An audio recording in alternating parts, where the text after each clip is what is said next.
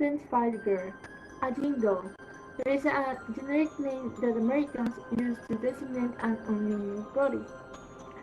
Jane is not a typical case. There is not a single mark on her. But when forensics begin their autopsy, they discover that Jane is like a human puzzle box. You open a compartment and you'll find the clue.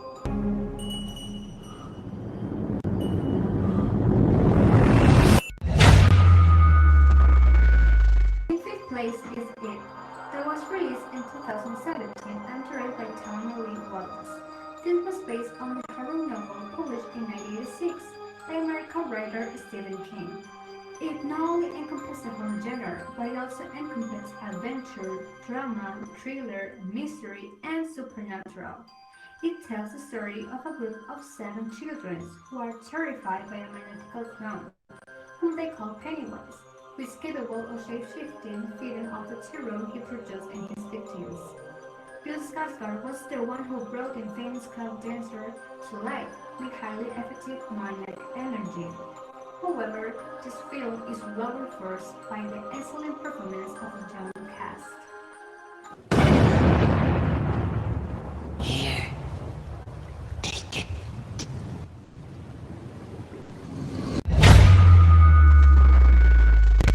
We have Doctor Sleep. It is considered as a film classic. Doctor Sleep is a 2019 American supernatural horror film written and directed by Mike Flanagan. It is based on the 2013 novel of the same name by Stephen King, a sequel to the 1977 novel The Shining of Kim. The story is about Dan, an alcoholic and traumatized by what happened to him as a child in the overlooked hotel. He meets Ava, a teenager who has the same gift as him. Dan will try to save Ava from a group of sinister characters who crave immortality and is ready to achieve it by feeding on the psychic powers of people like them. If you want to see it, you don't necessarily have to see The Shining before or much like have read books. But if you really want to enjoy it, it is recommended at least to have seen The Shining of 1980. Well, hi there. Get out of my head! Get out!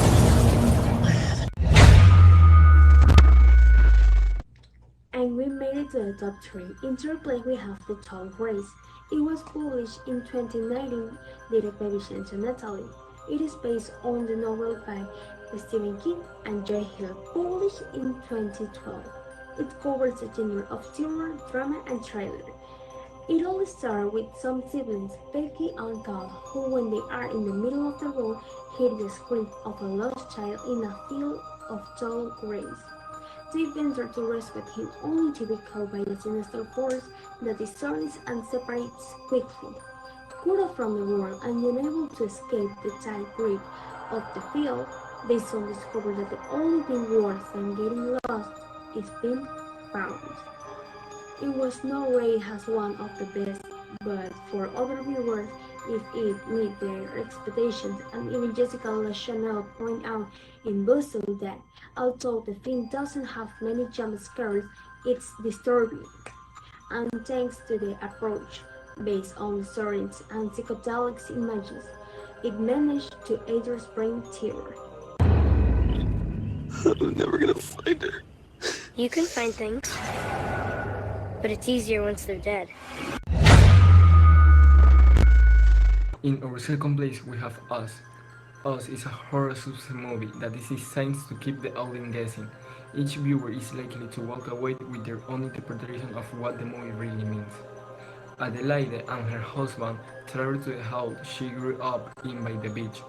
He has a sinister feeling that presents a horrifying encounter. Full masked men show up at his house. The scary things come when they show their faces. Us talk about the difference between classes and the feared and feared world. It is clear social denunciation of a system in which many families and groups are excluded or forgotten.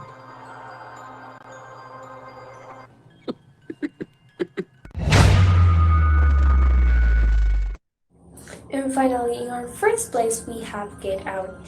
Get Out is a film that bases its importance not so much on its blood and protection values, but on the complex and very interesting discussion it generates about how the supposed defenders of minorities ends up being their worst enemies. Get Out tells the story of Chris Washington, a photographer who must face one of the most complex situations an American African can go through. Meeting the family of his girlfriend, the typical American girl of European descent. Chris and his girlfriend, Rose, arrive at their parents' property hiding in the woods in a specified state of American Union.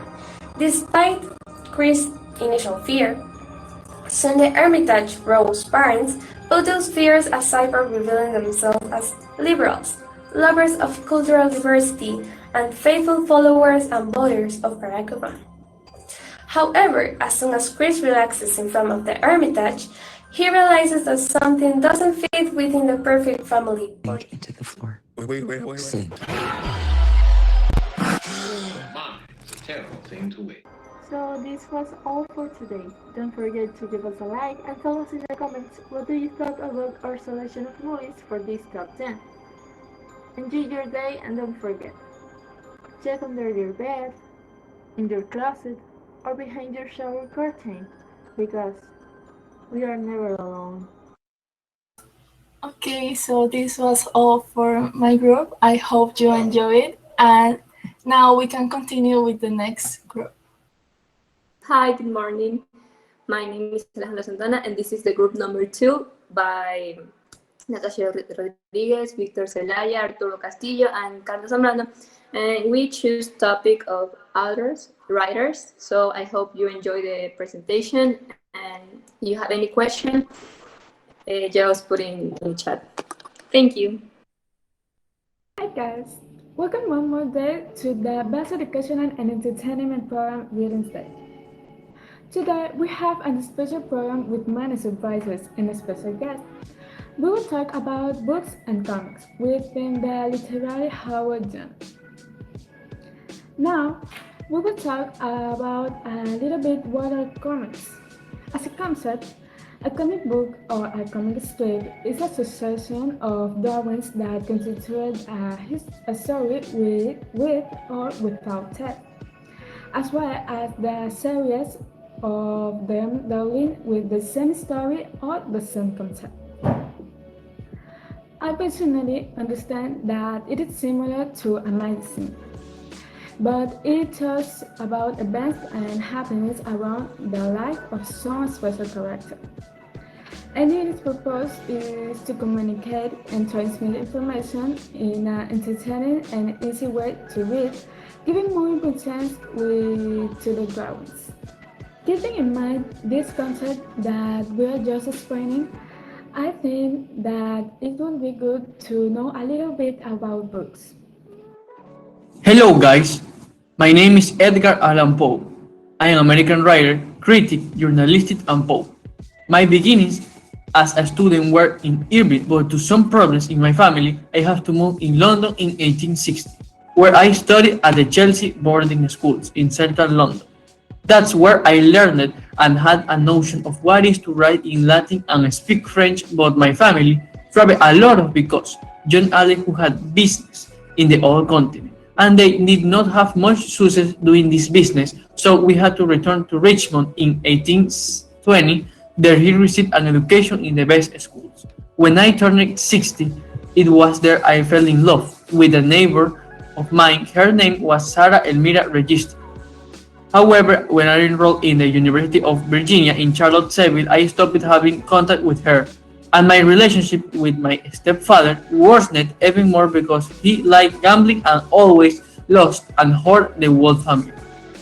It was there that I realized that those games were a survival method because I had to get money from wherever possible. Thank you. After this good explanation, we have our first guest. Okay, so I have to tell you that I really appreciate the time that you have for me, and I can answer all of these questions without problem.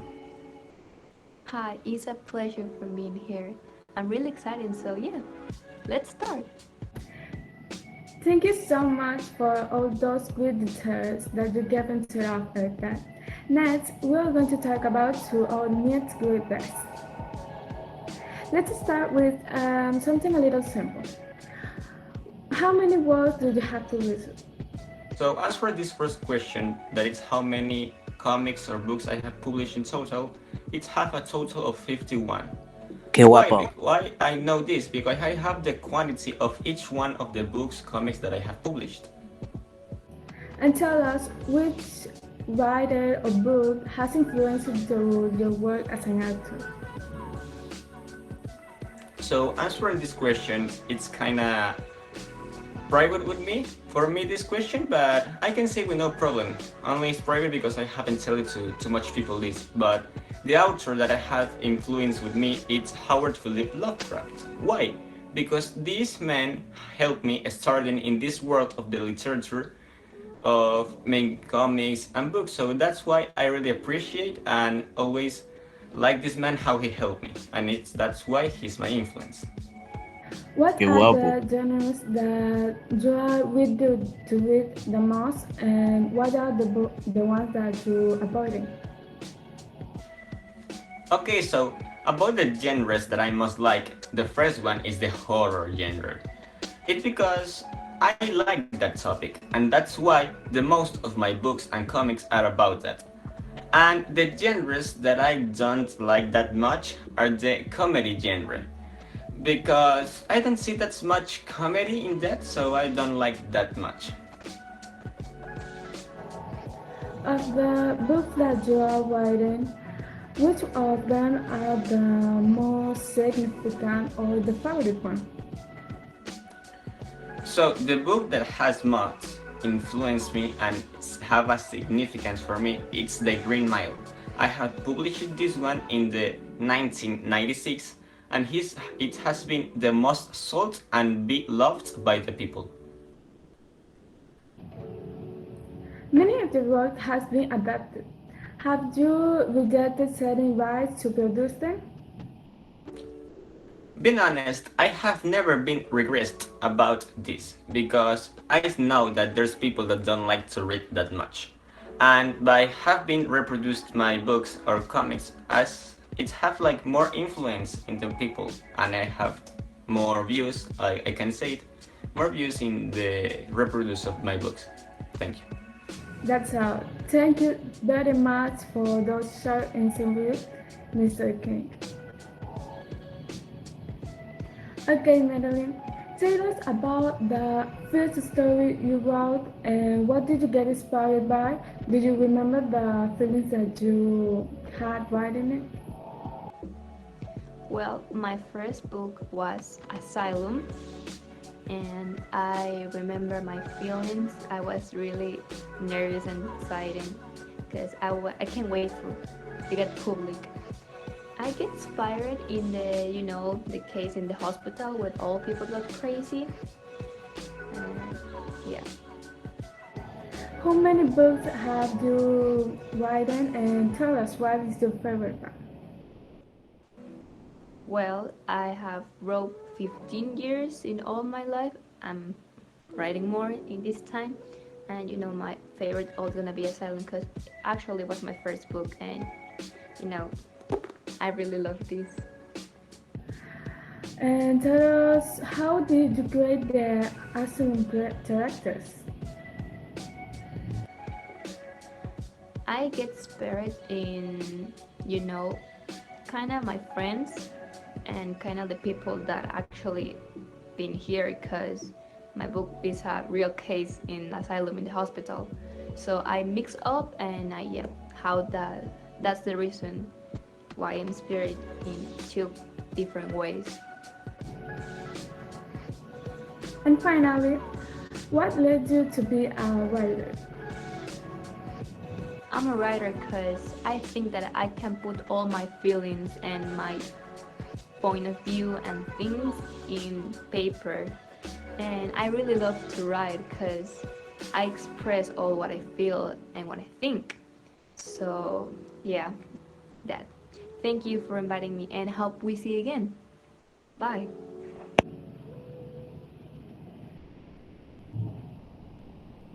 Thank you so much for Madeline for the time in conducting this interview. Today we have spoken the most in the mind prepared talk in the whole genre. In my opinion, it is great that ideas can come out of our beautiful minds. I hope you like it and thank you for everything. See you next time. Good morning, everyone. My name is Willie Alaba, and you know that fear is a sensation that has always been present in people's life. Since the beginning of time, humanity has always feared what it does not understand, experiencing a sense of anguish, whether caused by real or imagined danger. One of its greatest expressions appeared in childhood. Who has not ever had nightmares as a child? The fear of loss, of a monster, of dying, etc. In the game that we will present today, those fears that many of us had in childhood will be represented. Little Nightmare is a third-person action video game with elements of stealth, exploration, platforms, and puzzles, starring Six, a girl who is dressed in a yellow raincoat, who is kidnapped and locked in a sinister place called the Maw, a huge and mysterious ship that houses gigantic and grotesque creatures, and where he must face his worst nightmares throughout the 5 chapters into which the main story is divided.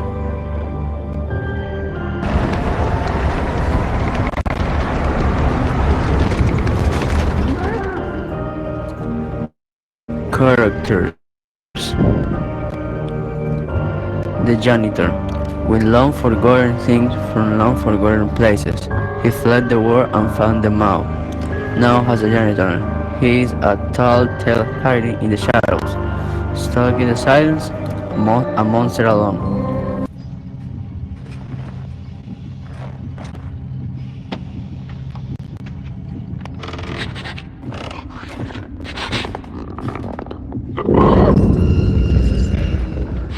The twin chefs. With a love of violence and a feeling for meat, the twins were born to be chefs. As they shuffle across the cold floor, chopping, mincing, preparing the feast, the twin chefs sense something that makes their skin itch. A dirty, unwelcome presence. Vermin will not be tolerated in the kitchen. They use anything from the hammers to cleavers and will not hesitate to turn them on intruders.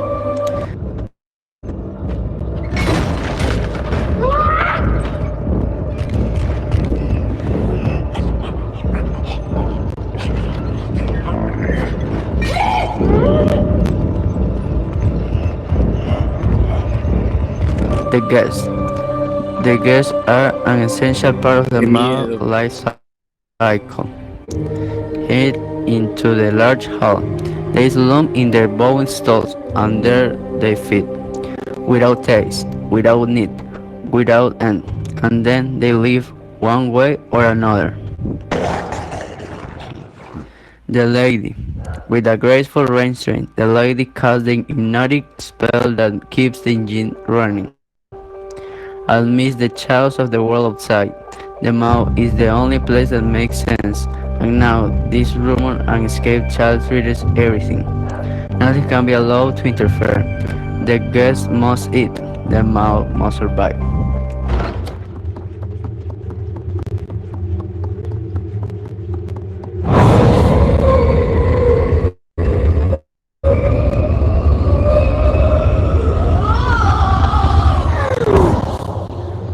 Leeches.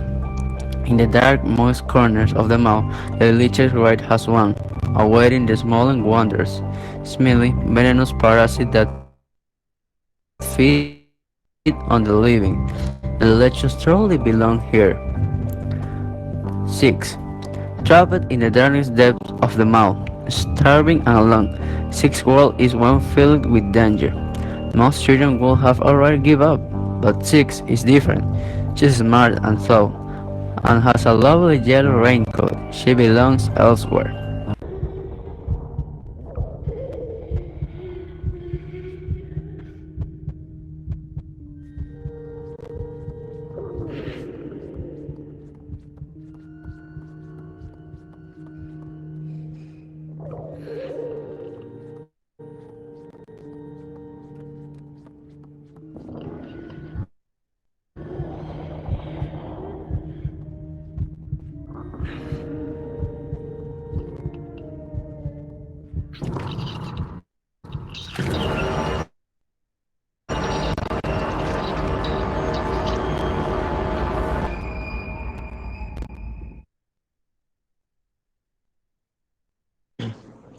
At the beginning of the game, Six wakes up in a suitcase where several black and white photos can be seen taped to the inside lid of the suitcase, showing a strong resemblance to black and white photos from the 1940s.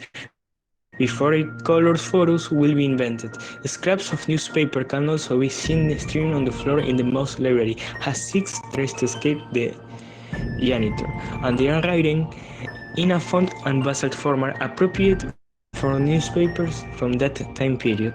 Television networks during World War II were famous for encouraging people to take up arms and join the military, and recruited men aged 18 and over to serve against their will. In the Little Nightmares universe, the broadcaster influenced television from within a tower and can enthrall his viewers to similarly fight for his cause. Children in the Little Nightmares universe appear to be greatly despised, imprisoned, and tortured, which may be an allusion to anti-Semitic crimes committed against Jews. In the official description of the lady, she describes the world outside of the mouse as chaotic. In real life, Japan allied with Nazi Germany and was bombed in retaliation by the United States shortly after Pearl Harbor, which may be one of the factors that contributed to the lady's refusal to leave her home under the sea, the only place that makes sense. A character. She is 9 years old. Her name is Six. One day wakes up in a part of a boat called the Mao, where a group of fat people gather to eat forbidden things, thus creating a sect whose symbol is an eye. These forbidden foods are child meat and human meat in general. Children were kidnapped from their homes and raised off the boat until they grew up and got fat to be able their house to eat them. The one who directs all that boat is a woman named as she, which it say that she's the mother of Six, in addition to controlling black magic. She sent Six to die because she was more beautiful than her and she was an ugly woman who had to wear a mask to avoid seeing her face, in addition of being obsessed with beautiful, and whose plan was to make the people who got one of the ship eat. So much to the point of being able to die, so that she could steal their vital essence using black magic. And once the person died, was transferred to the kitchen to cook, put it down, and give it to someone else. The purpose of Six is to kill his mother, or her mother, and the Mao. On the way, he met some small beings called Nomo, who are said to be children who did not gain weight and were malnourished.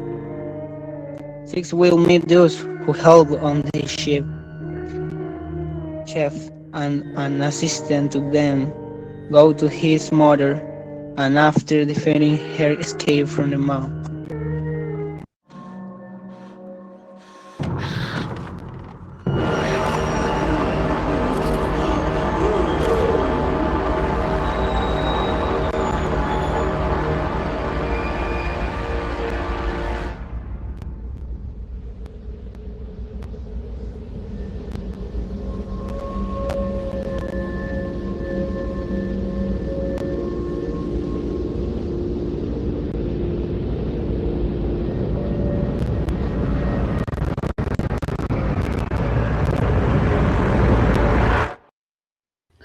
Okay, so now that you had an introduction of what is the game, I'm going to make a stream for you to can see how is actually the game. We're going to play. I'm going to play the first chapter, so I invite you to come in the the live stream. To all the guests, we invite you to please join the stream. This is part of the presentation of this group, so please follow the link that we have in the chat to continue the presentation of group number 3. Go ahead. Nice. Everyone who is looking at the stream, if you can create an account and share that. Even if you create an account, you can interact in the chat and make questions or give your opinion about the game. I forgot I had this. Fire. No, okay.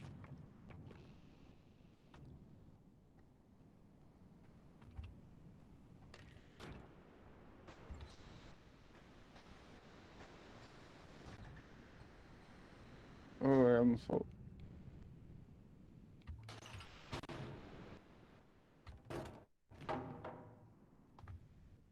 So from it's just for them, so they can interact in the chat. Damn. Ay. Wait. Ah! Wait. Hey, I forgot to turn off the notifications. Wait. It's kind of hard to get like concentrated, to get like so focused in where I have to go all the time, because it's like I'm kind of scared, because I think that in every movement I give, I'm gonna like have a scream in the in the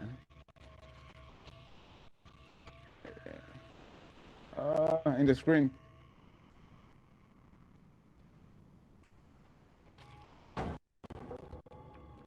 I'm extremely bad at this. I like try to run. I'm just trying to run, but I can't, because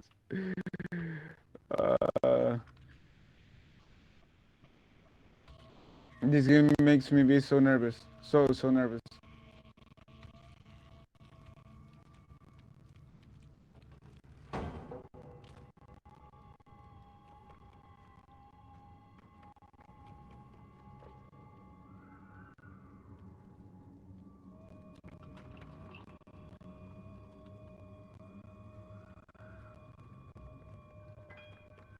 Hey, thanks for that mana, bro.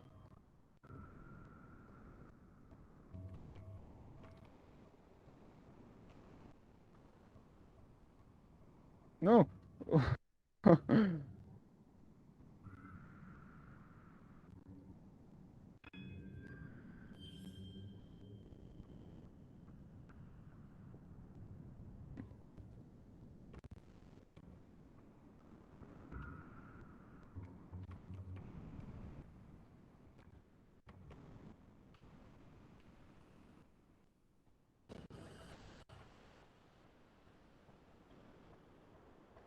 Okay, so now I think I have to run.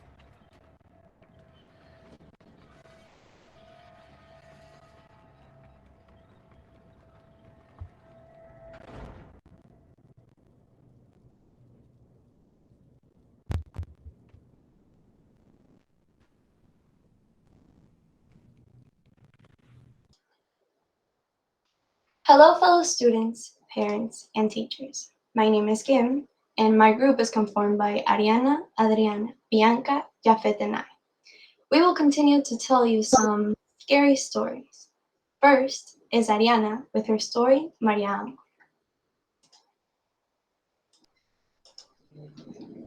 This is a story of Maria Ángulo. Maria Ángulo was a cheerful girl who loved her gossip and messing with her neighbors.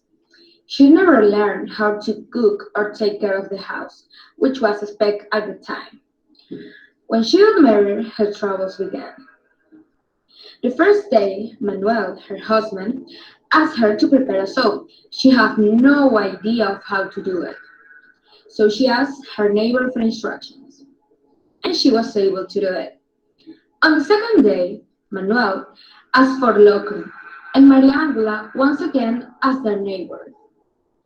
This kept happening every day, so her neighbor got upset because Maria Angela was not grateful for all the help and always acted like she was superior. To get it back at her and teach her a lesson, her neighbor decided to play a prank. Next time Maria Angela came asking for a sheep, she told her, "That's easy. You have to go to the graveyard with a very sharp knife. Wait for the last body to arrive. And when no one sees you, pull up their guts. You have to wash them and cook them with onions and salt. It will turn out delicious." Maria Angela, unwittingly and terrified, carried out the Grayson expedition and ran back to her house. She prepared a horrible meal, and her husband ate it all, even licking his fingers.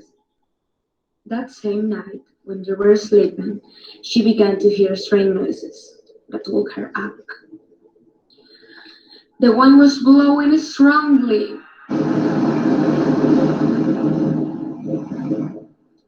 and the noises were getting closer. She heard the creak of the door and felt that someone was walking toward her. A minute of silence passed.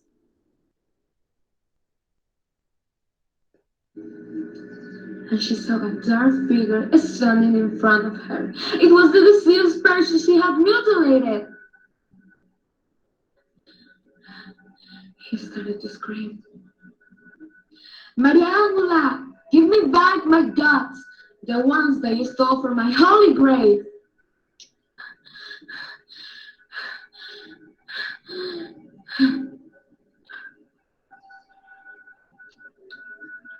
When Manuel woke up the next day, he couldn't find Maria Angela anywhere.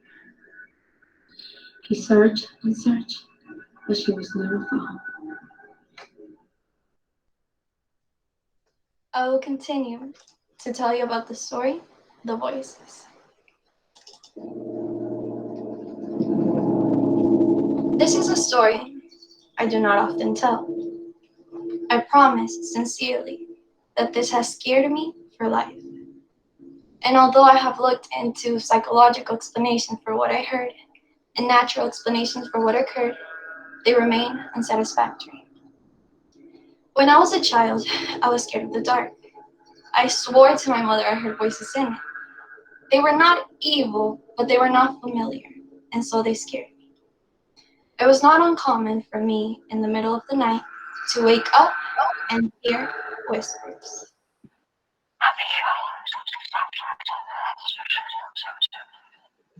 As I would call them when asking my mom.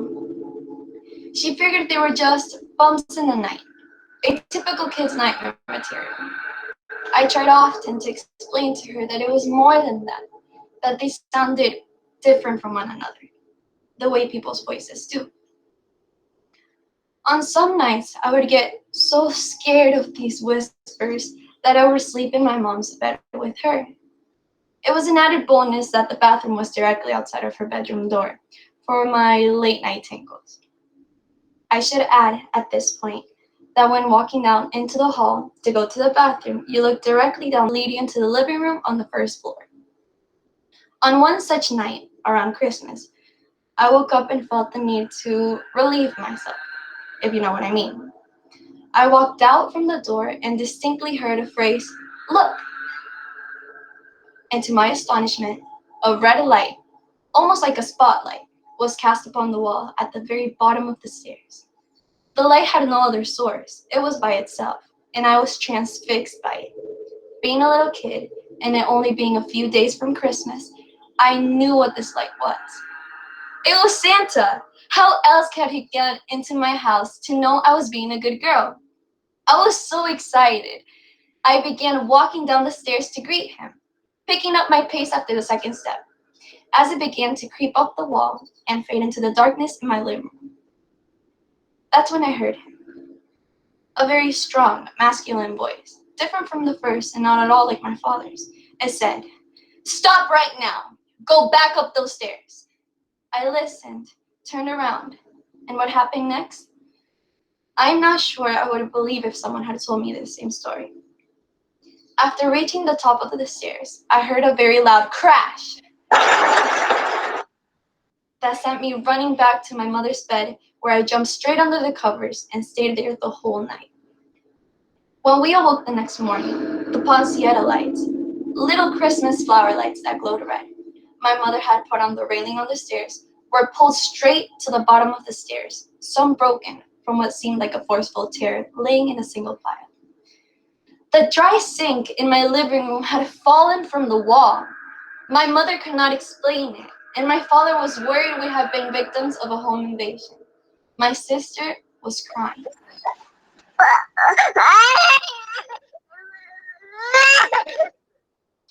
There was nothing missing. Nobody had broken in. There did not seem to be any reason to this had happened. And then I saw it, and I kept quiet about it because I was so afraid that I could not force words out of my mouth. There, on the edge of the wooden sink, which had been facing up, were 3 indentions where the finish of the wood had been torn. Almost as in a forceful grip, something down there had grabbed it and thrown it down. That was what the bang was. I was mortified. After that day, I never heard a single voice again. I do not like to imagine what was waiting for me downstairs that night.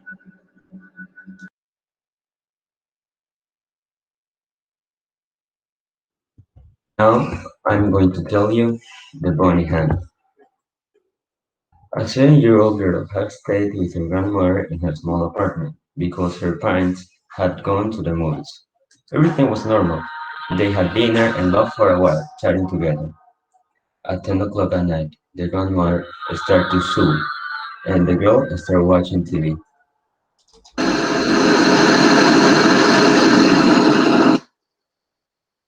But suddenly, the grandmother got incredibly thirsty and told her granddaughter if she could bring her a glass of water. But it's dark, it's so dark, said the girl. Don't be afraid, follow the hallway, which is right next to the bathroom door is a switch. The little girl made her mind up, and when she entered the hallway, she couldn't see anything because it was so dark. So she went to the wall and started to touching and start feeling for a switch. As she continued walking and reaching the bathroom frame, she stopped and continued feeling around, and suddenly she noticed a bunny hand trying to drag her into the darkness, to the bathroom.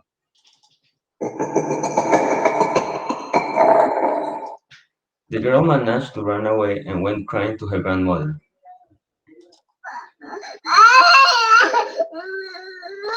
Since then, the girl has been in psychological treatment. What happened if the only 2 of them were in the house because her grandmother was in the living room sewing?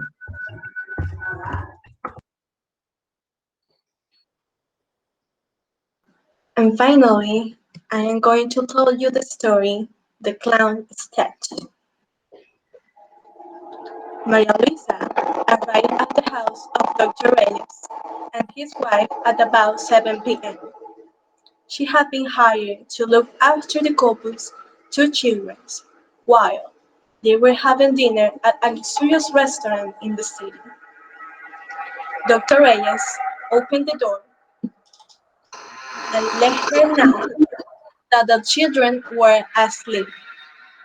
Likewise, Mr. Reyes asked her to stay in the living room, near to the children's room in case any of them woke up. The couple said goodbye, and Maria Luisa went into the living room and sat down to play on her cell phone. After a while, she got bored and called the parents to see if it was possible to watch TV. Of course, answered Dr. Reyes. However, Maria Luisa had one final request. She asked them if she could cover with a blanket the statue of the clown that remained in one corner of the living room, because every time she looked at the juicy statue with its creepy eyes, she had the feeling that the statue was moving slowly. For a few seconds, there was an uncomfortable silence. In a voice of terror, Dr. Reyes said, "Pick up the children and leave the house immediately. We don't have a clown statue."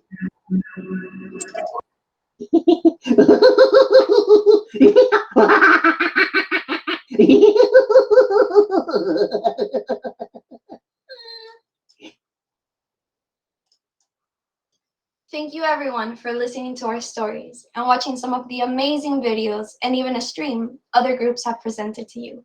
Hope you all enjoyed and had a great time. That is going to be it. Thank you to all of our guests. The students of 2nd A all did an amazing job. They put in a lot of creativity and much of their personalities and efforts into these works. I hope you enjoyed them and appreciated them, and even got scared to their presentations. That is going to be everything for today. I hope everyone has an amazing Friday and a great weekend. Only the students of 2nd A, please remain in the class to give you a final couple words. The rest of the guests, thank you for your attendance. And thank you very much for coming.